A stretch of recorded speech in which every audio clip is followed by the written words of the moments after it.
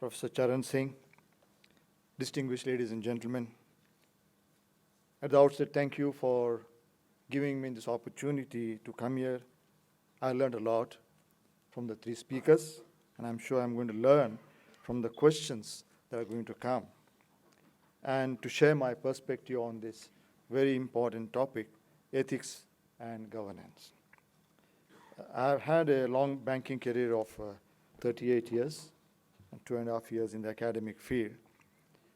And being very fond of reading, I've always been searching for a lot of knowledge and about ethics and governance.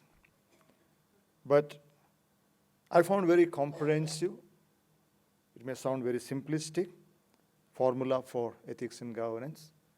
One, in the famous writer Rudyard Kipling. All of us have been watching his Jungle Book. But I think he has not only dealt with the jungle scenario, but I think he also studied human beings. And he has made a very interesting quote of his, which I thought I will share with you. He says, I have 6 honest servants. I have 6 honest servants. I rely on these servants who have taught me all I need to know and do. And they are what? Why? How?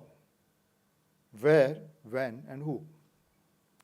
Amongst them, I value very much why.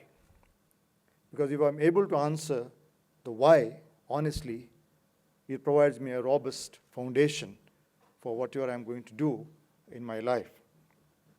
And that is the purpose of what I'm going to do. If the purpose is selfless, and the purpose is noble, then the actions that follow will also be quite noble, and probably what we now call the triple bottom line. It will certainly fulfill that triple bottom line when I do something. Then he says, when I was looking into that, then I attended a Rotary conference. I was invited as a special invitee for a Rotary International. And I tried to, when I read their mottos and their action plan, their 4-way test struck me very much. The Rotary's 4-way test is displayed very prominently. I came across that about 3 decades back. In my entire remaining 30 years, I kept that 4-way test on my desk. And that has been a great formula for me, which helped me to stand the test of various decisions I had to take. Very simple, but I think very profound. I link it to the question of why of Rudyard Kipling, and to arrive at why I should do something, I ask this 4-way test. The first question is it the truth? Is what I'm looking at is based on real facts? The next question, and very important, is it going to be fair for all concerned? Of course, all the stakeholders, the shareholders and the stakeholders. Will it build goodwill and better friendship and harmony? And last, will it be beneficial to all concerned? I think Kipling's 6 honest servants and Rotary's 4-way test I have found, to share with you very honestly, a very simple but profound formula in the matter of ethics and governance wherever I have been. I was listening to the earlier eminent speakers, and I do agree with them that the best of laws, regulation, rules, they have not been absent, whether in the United States or Europe. Even after the 2008 meltdown, and the US and the European governments and central banks came up with very stringent regulation, still there have been frauds going on. Recently, some of the internationally acclaimed banks like Royal Bank of Scotland, HSBC, have been severely fined for lack of ethics and governance. So what's the use of those rules and regulations that were implemented? It's a very important question. And while looking at that, and even yesterday's, I think, Hindu carried a very good story about the young man, who the trader was doing securities trading for Union Bank of Switzerland. He caused a loss of $2.3 billion in 2012 because he traded excessively beyond his powers. His sole motive was to make the company happy with huge profits and also collect his incentive. So, and the other day, about a few months back, he has been released from prison for good conduct in ahead of this 7 years prison. And this is what he says in his interviews. It could happen again. Listen to me, it could happen again. The young people I have spoken to are still struggling with the same issues. That is, the same conflicts, the same pressures to achieve no matter what. So this is a very important eye-opener for us, that all corporate world, whether in banking, or other corporate world, or in public services, that if the overhead tank is clean, all the taps will give clean water. And therefore, in speaking about the public financial institutions like banks, insurance companies, even public enterprises, listed companies, it's very important that they have a strong, ethically oriented board of directors. The Companies Act 2013 probably is quite a landmark. There are still certain loopholes, but comparatively, it has tried to plug a lot of loopholes that were there in the earlier legislation. Hopefully, we hope the frauds will come down. I'm not very sure. Because so long as we are in a rule-based system, we'll always find a way to break the rules or circumvent the rules. But if you're going to have a principle-based system, it's very broad, but also very indicative that what we are going to judge about your actions is not the quantitative or the specific nitty-gritties, but the outcome and its effect on all the stakeholders. If that is probably done, and that's why probably the International Financial Accounting Standards, IFRS, is probably trying to bring in a principle-based accounting standard rather than a rule-based one, which was very conveniently circumvented by some of the noted accounting companies in the world due to non-controlled conflict of interest. Another important issue probably we need to answer is an honest person honest all the time? Does it depend upon trade-offs in specific context? Empirical psychological tests have shown that there is nothing like a tight circle of honest people or dishonest people. It's a bipolar system between the most honest, who will never be dishonest, and those who will always be dishonest. There's a gray area of those who will depend upon the circumstances, will decide whether they should make a quick buck or not. And this is a large proportion of people we need to focus on to ensure if our public services, our financial institutions are going to prevent. We cannot eliminate, but I think we can minimize the impact of frauds, misconducts relating to unethical behavior. Malcolm Gladwell, another important writer, in his book Tipping Point, a very interesting book, he says that honesty is considerably influenced by situation. And there have been a lot of behavioral experimentations on this issue. And what it says is that in a large area, if there's an opportunity, when I said between the always honest and always dishonest, the group in between, which is a very large proportion, will first say what are the stakes of being dishonest. So then they'll evaluate, if I'm dishonest, how far I'm going to be caught.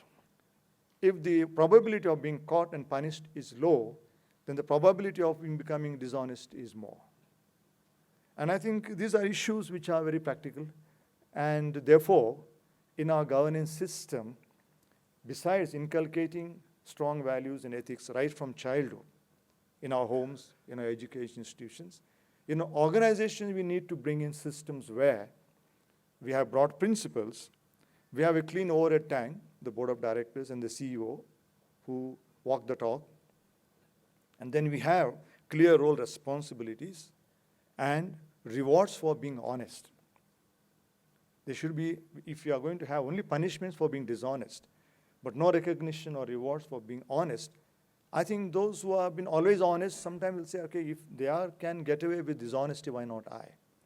And this is what I found, that the principle of hot stove. I had a professor in labor relations who taught us the hot stove theory. I come from a public sector background where our daily banking activities first started with struggling with the unions. Wherever I worked, we had about 9 to 10 trade unions. Morning 2 hours will go only in negotiating and ensuring that they perform. Right? And of course, the story has changed a little bit now, and considerably after the year 2002, when liberalization came and private sector banks came, and the government started preventing too much of political interference in the banking affairs. But still, in those days, between 1973 and 1996, 2000, managing a branch or a regional office or even headquarters with about 9 to 10 unions always trying to get into the limelight and making issues. But their own business was to keep themselves busy with issues. So we couldn't spare sufficient time for customer service issues or business growth issues. But once the new regulations came of Basel I and II and III, there where efficiency of performance was very critical, and we had to go to the public for investments by way of equity, we had to be very customer-centric. So the voluntary retirement scheme of 2000, in which I was involved, made a tremendous change. I just quoted once, the so-called trade union leaders were vehemently opposing the voluntary retirement scheme, were the first to take it and go away. And we realized that that brought down a lot of indiscipline in the public sector banks for the reason it opened the eyes of the blind followers what kind of leadership they had. Okay, so the 120,000 people who left the public sector banks, of course, a lot of good people left. But then I think it was a trade-off. And I must say that after that, things have substantially changed. Now there are other issues. Now the other issues that public sector banks are struggling is not only the NPA. It is again the inability for swift reprisals for unethical behavior. There's one of the problems which probably the entire country is facing, that our reprisals or response to unethical conduct, despite rules, laws, regulations, is not swift enough and not exemplary enough. So take for example the traffic violations. It goes on with impunity. The next is adequate tenure for the CEOs. Unlike private sector, in the public sector, there are tenures as short as 12 months. So if you want to show results in 12 months, you have to compromise sometimes with a lot of vested interests in order to ensure that at least the tempo of growth is maintained, okay, to be able to buy peace. So that is a negative point, which probably, and in public sector, we have so many masters. Unlike in the private sector, we have the parliament, the finance ministry, the Central Vigilance Commission, then you have the trade unions and various forums, then there are commissions of inquiry, parliamentary committees. So it's even managing regular business and maintaining business itself is a great challenge in the public sector. That doesn't prevent or should not prevent us from bringing in a lot of efficiency and customer centricity, which is going to come. I hope with the new scheme of selection of bank chairmen, MDs, and board of directors through the autonomous banking bureau board, I hope that some of these lacunae, which have contributed to the problem of ethics and governance down the line, will be remedied in due course of time. So I would like to say that ethics and governance is the lifeline of sustainable development and growth. If we don't have that, the best of organization can collapse under its very weight.